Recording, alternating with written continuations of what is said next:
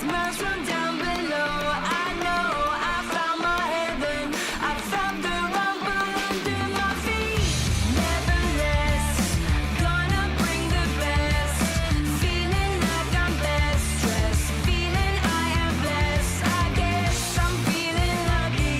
I'm gonna chance this Russian roulette. Let's go, let's go, let's go. I'll never stop. I'm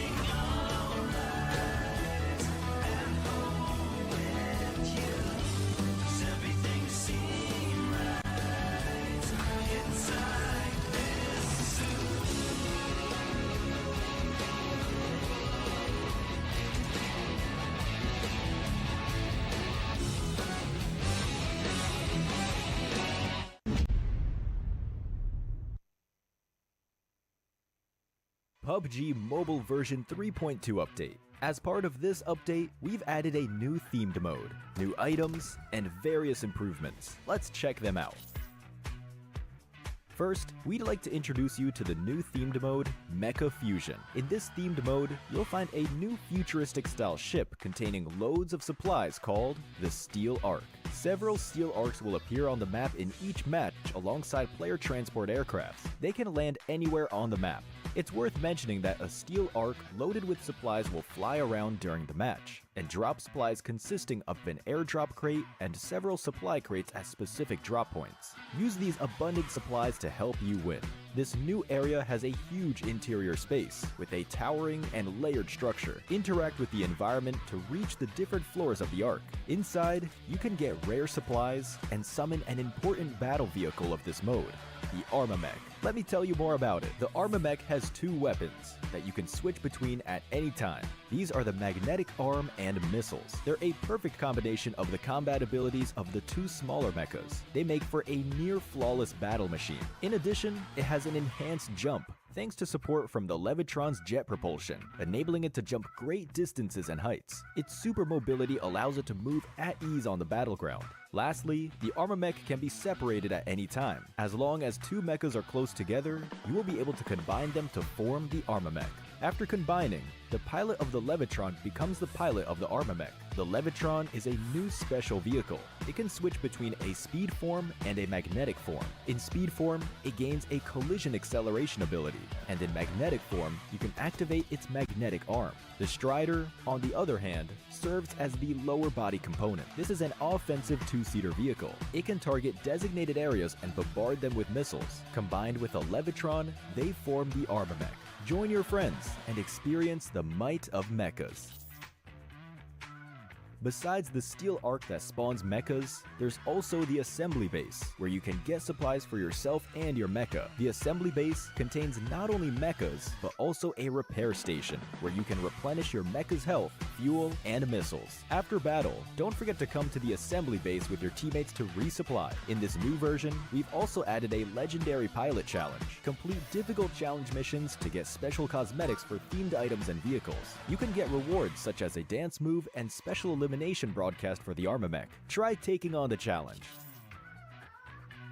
In this new version, other than fun mecha battles, several new items have also been added. The first is the jetpack, which can be picked up and equipped to increase movement speed. It comes with a rocket jet ability that can be used to briefly boost off the ground, which is great for getting around quickly. Next is the personal AED. As long as you have this item, you'll be able to rescue yourself when knocked down. After using it, you'll recover from the knocked down state. Of course, for an item as amazing as this, each player can only carry one. But do note that moving during self-rescue interrupts the process. Find a safe area to use the item so you can return to the battleground. Next is the Magnet Gun. It's a downgraded version of the magnetic arm in gun form. Switch to it by tapping on the firearm bar. It has the same abilities as the magnetic arm. It uses magnetic energy to pull and grab vehicles or other players, opening up more possibilities in combat. Try experimenting to see what it can pick up. Lastly is the Respawn Beacon. It will show up in either the Steel Ark or the Assembly Base, and it recalls eliminated teammates, but it will use up their respawn chance. Life is precious, so proceed with caution.